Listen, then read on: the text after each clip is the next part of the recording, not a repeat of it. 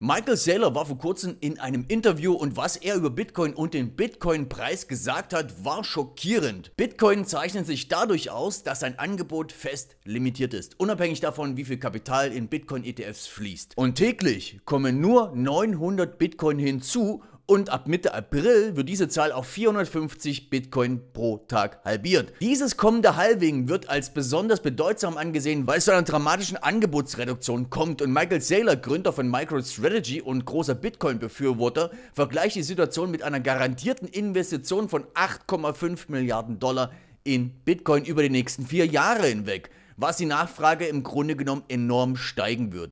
Bitcoin's unique because no amount of capital flowing into a Bitcoin ETF is going to create any more Bitcoin. You know, what we've got is 900 Bitcoin a day. And around April 16th to April 18th of this year, we're going to go to 450 Bitcoin a day. This will be the halving, but it will be the single most consequential halving in the history of Bitcoin because you're talking about, it's the equivalent of someone coming in the market saying, I'm going to buy $8.5 billion of Bitcoin a year for the next 4 years, guaranteed.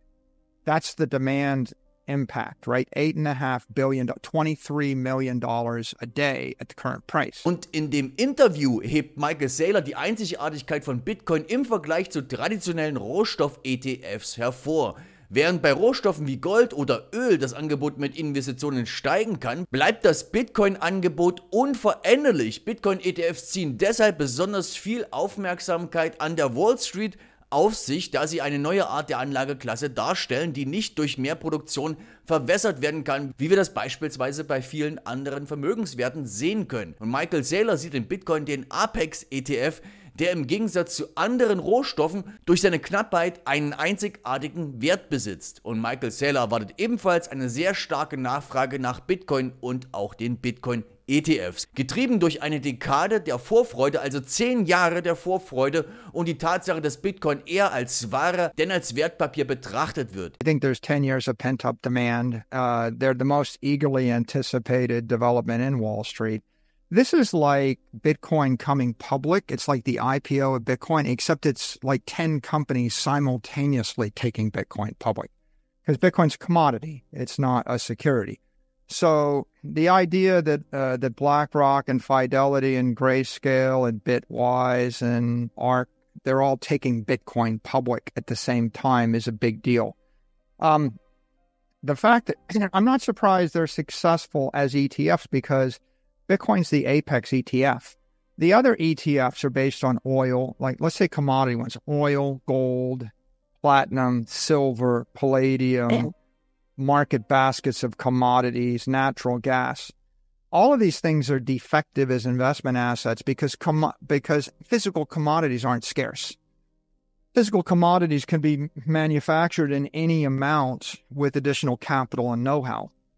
So ultimately, the best of them is the gold ETF. But if a bunch of money flows into a commodity ETF, that just actually fuels capital into commodity producers. They just dump that commodity on the market. The price gets held down. So commodity ETFs were never that great an idea. Michael Saylor unterstreicht ebenfalls in dem Interview die Bedeutung von Bitcoin in der heutigen Finanzwelt und vergleicht die Bedeutung mit der des SPY-ETFs und sieht in ihm eine Antwort auf die Suche nach einer zuverlässigen Wertanlage in Zeiten des Vertrauensverlustes. Im Grunde genommen erklärt Michael Saylor direkt, ETFs wie der SPY und andere S&P-Index-ETFs sind bei Investoren extrem beliebt, weil sie viel Kapital anziehen. Aber Achtung, sie sind nicht risikoarm. Wenn ETFs kaufen, kaufen sie alles. Tesla, Apple, Google, Meta, egal zu welchem Preis wird das dann gekauft. Und das bläht den Markt künstlich auf, weil einfach die Unternehmen dann noch mehr Aktien ausgeben. Und wenn der Aktienpreis dann steigt, kassieren Mitarbeiter mit Optionen ab, werfen mehr Aktien auf den Markt und beeinflussen so das Angebot. On the other hand, comparing these Bitcoin ETFs to the S&P index, the biggest ETF and maybe the biggest development on Wall Street was the launch of the SPDR, SPY, in 1993, about 30 years ago. And the idea that you could create an ETF that represented a market basket of 500 stocks, that was big. And especially that was big because that came along at a point where people had lost faith in the currency as money. as a savings technology. And so they were trying to figure out what is money. And actually, an entire generation of people picked the S&P index as money, right? How are you going to store your excess cash for a decade or longer? Not a checking account, not a savings account, not a bond, but the S&P. So the S&P became money, and that ETF became the monetary index. And that's why today, amongst, that's the most successful ETF. If you look at SPY and all the S&P index type ETFs, they have most of the capital in them. But the problem with those ETFs is that stocks also are not conservative. So if I increase the price of the stock by a factor of 10, you're getting more equity. Or if another way to say it is, if I take hundreds of billions of dollars of cash and I buy the ETF, like S&P ETF, the ETF has to buy all 500 stocks pro rata, which means they're going to have to go buy Tesla and Apple and Google and Meta at any price. They're price insensitive, even if they're overpaying. So when they buy it at any price, what they're doing is they're creating more equity because they're encouraging those companies to issue more stock. And then, of course, this is common sense. If the price of your stock doubles, the employees in the company with stock options, they sell the stock, right? They sell the stock option. When they sell the stock option, you put more stock on the market. So the price creates supply. There's a price supply elasticity there. And that's the same as you have with commodities. It's the same as you have with REITs, real estate investment trusts. And it's the same thing with bond funds. When you have capital flows into all those other asset classes, you create supply of that asset. They're not scarce. Und jetzt kommt Bitcoin ins Spiel, das einzigartig ist. Und egal wie viel Geld in Bitcoin-ETFs fließt, können nicht mehr als 21 Millionen Bitcoin erschaffen werden. Und mit dem nächsten Halving, der Halbierung der Bitcoin, der täglich verfügbaren Bitcoin, wird's noch spannender. Und das sehen wir in den nächsten Wochen. Und Michael Saylor prophezeit einen massiven Nachfrageschub, da gleichzeitig das Angebot sinkt. Ich habe es ja schon mal erklärt, wenn die ETFs so weiterkaufen, werden in einem Jahr 1,2 Millionen Bitcoin benötigt. Und die noch gemeint werden, sind knapp 1,35 Millionen Bitcoin. Das heißt, hier gibt es eine große Diskrepanz. Das heißt, sie hätten theoretisch nur noch eine einzige Möglichkeit, nämlich die Bitcoin der Einzelinvestoren zu bekommen. Und das geht einmal über große Panik verursachen und die andere Möglichkeit wäre, beispielsweise den Preis exorbitant ansteigen zu lassen. Und zusätzlich konnten wir sehen, dass die Zulassung der Bitcoin-ETFs durch die Behörden, das hat zu einem riesigen Vertrauensvotum in Bitcoin als Anlageklasse geführt. Und für Michael Saylor ist das ein klares Zeichen. Die Diskussion, ob Bitcoin verboten wird oder nicht, ist vom Tisch. Die Genehmigung der ETFs signalisiert, dass Bitcoin hier ist, um zu bleiben, egal wer 2024 die Wahlen in den USA gewinnt. Und Michael Saylor spricht es hier klar aus, Bitcoin hat sich von den Fesseln der Politik und der Regulierung befreit. Es ist, als hätten wir eine Büchse der Pandora jetzt geöffnet.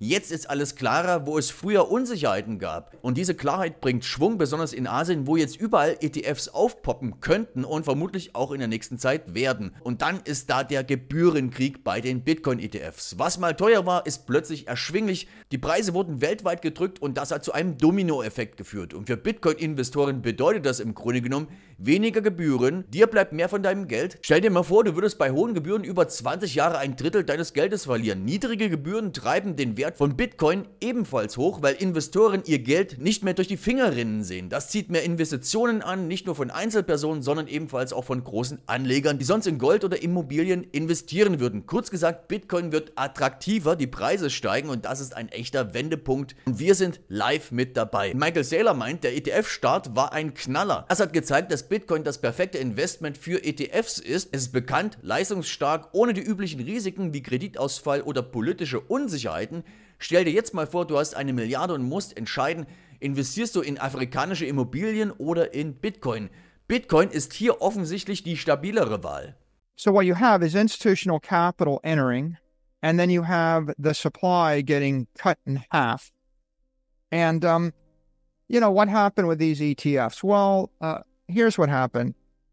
The approval of the ETFs was was a pretty concrete endorsement of Bitcoin as an asset class by the regulators.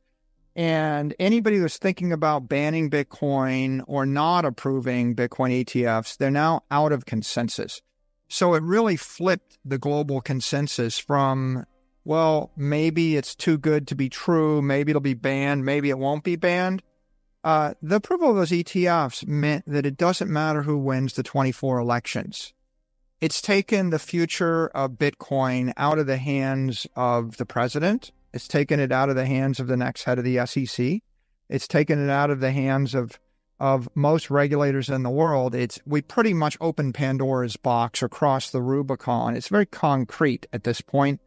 And it was uncertain, right, before. And so that's a very big piece of regulatory clarity. What happened next is it's created a positive dynamic where now I think you're seeing pressure to approve ETFs in other places in Asia. You'll probably see Hong Kong spot ETFs. You'll probably see them get approved in any country where people are on the fence. It also created a fee war. It used to be that you paid 2.5%, to hold your money in Grayscale. And all of a sudden now you're paying 1.5% at Grayscale, but you're paying 25 basis points at BlackRock, or you're paying 20 basis points, and even 19 basis points. Not only did that bring down fees for institutional holders of Bitcoin in the U.S., it also put pressure on international fees. So you actually saw a rippling effect, and people with European or Canadian or other spot ETFs in the rest of the world that had 100 basis point fees or 150 basis point fees, they're having to bring down their fees because otherwise the capital will flow out of their instrument into the lower cost instruments. So, yeah, let me convert the math here. If you have an infinite duration asset and you're going to put money in it, then the difference between 2% fees and 25 basis point fee is losing 37% of your money. You understand? Like it's like I take a third of your money, okay? So if you're a Bitcoin investor, having low fees means you invest $1 million and you get to keep the $1 million. Having high fees mean you invest $1 million and you lose 300,000 of it over the course of 20 years. So those low fees are, well, where is that going to manifest itself? It's going to drive the price of the asset up, right? First of all, because the people that own the asset aren't losing 1 or 2% of their money every year. But second, because there are a lot of people that they will either invest $1 million in it or nothing, right? So if I like it, I'll just invest $1 million. If I don't like it, I'll invest nothing. So you start to see money flowing from gold into Bitcoin, from real estate into Bitcoin, from the S&P index into Bitcoin. And so that's a big deal. So the launch of the ETFs, it's been very successful. This is the ideal type of asset to put into an ETF wrapper. It's definitely it's the global asset. It's the biggest brand. Everybody knows what it is. It's actually the best thermodynamically sound investment. It's got the best historic performance. And of course, it doesn't have the entire array of risk factors that a company has or that a bond has. It doesn't have credit risk. It doesn't have corporate execution risk, and it doesn't have currency devaluation risk. And it doesn't have the physical risks of real estate. It's not going to ever get hit by a bolt of lightning. There's not going to be a tornado. It doesn't have maintenance decay. It doesn't have property tax risk. It doesn't have the political risk, right? Ask yourself the question, you got $1 billion and you got to buy some real estate in Africa. Where?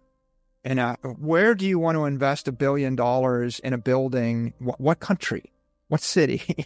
Where? Or you can buy Bitcoin. Und diesen Dominoeffekt könnten wir mehr und mehr in der nächsten Zeit erleben. Und 2024 hatte Bitcoin im Grunde genommen nur eine echte Sorge, dass Regierungen es verbieten würden. Aber die jüngste ETF-Zulassung in den USA, dem Finanzregulierungsvorreiter weltweit, sendet ein starkes Signal in die Welt hinaus. Es widerlegt das Gerede, Bitcoin sei zu gut, um wahr zu sein und deshalb von Regierungen gefährdet. Und nach der Euphorie, also nach der Einführung des Bitcoin-ETFs, gab es zwar leichte Verunsicherung wegen Kapitalumschichtungen, von Futures zum Spot, von Bitcoin-Firmen weg hin zu direkten Bitcoin-Investitionen, auch Rechtsanwälte, die Bankrotte verwalten, wie beispielsweise bei FTX oder Genesis, verkauften Bitcoins, um liquide zu werden. Aber diese Einflüsse, das musst du wissen, sind nur vorübergehend. Das ändert sich in der nächsten Zeit. Und auch wenn es nochmal zu einem Crash kommen sollte, für Michael Saylor zählt nur der langfristige Blick. Mindestens 4 Jahre, idealerweise aber 40 oder sogar 400 Jahre. Und kurzfristige Panikverkäufe wie bei Kursstürzen zu 39.000 oder 16.000 Dollar pro Bitcoin hält er für Fehlentscheidungen. Also Michael Saylor geht davon aus, dass wir vielleicht nochmal einen Crash sehen könnten, aber er sagt, Bitcoin zu verkaufen wäre eine große Fehlentscheidung, wenn das passieren sollte. Das heißt, langfristig sieht Michael Saylor Bitcoin als gesichertes Eigentum, das weltweit regulatorische und institutionelle Annahme beschleunigt und auch den politischen Rückhalt stärken könnte. Und du musst auch eine Sache beachten. Trotz der Einführung der Bitcoin-ETFs, 99% des Bitcoin-Angebotes und der Vorteile fließen bisher nicht zu den ETF-Inhabern, denn wie viel Bitcoin haben BlackRock und Co. bisher gekauft? 1% des Angebotes. Das heißt, die Nutznießer bis jetzt sind 99%, die vorher in Bitcoin investiert haben. Und der Wertzuwachs von Bitcoin nach der ETF-Zulassung zeigt, wie positiv sich dies auf den Markt auswirkt. Eine Marktwertsteigerung von 200 Milliarden Dollar, so Michael Saylor, von der vor allem Nicht-ETF-Inhaber profitieren. Das heißt, Michael Saylor sieht darin einen Antrieb für die institutionelle Annahme und eine Stärkung des gesamten Bitcoin-Ökosystems. Im Grunde genommen hat es Michael Saylor in dem Interview schon angedeutet. Er geht davon aus, dass es nochmal einen Rücksetzer bei Bitcoin auf 39.000 oder vielleicht sogar 16.000 Dollar pro Bitcoin geben könnte. Also er hat es zumindest angesprochen, dass ein Crash nicht vom Tisch ist. Und trotz dessen würde er Bitcoin nicht verkaufen, da Michael Saylor ein viel größeres Potenzial bei Bitcoin sieht und wir jetzt erst den Anfang eines Tsunamis von Geld in Bitcoin und Krypto sehen. Und das bedeutet, dass wir von dieser einzigartigen Möglichkeit profitieren sollten. Und das heißt, in die richtigen Kryptowährungen zu investieren, um letztlich dann dadurch mehr Bitcoin kaufen zu können. Und wenn du wissen willst, in welche Kryptowährungen ich investiere und auch an Kryptovorverkäufen interessiert bist, dann klicke auf den Link in der Beschreibung unterhalb des Videos. Handle jetzt, weil du weißt, dass der Bullenmarkt nicht ewig dauern wird.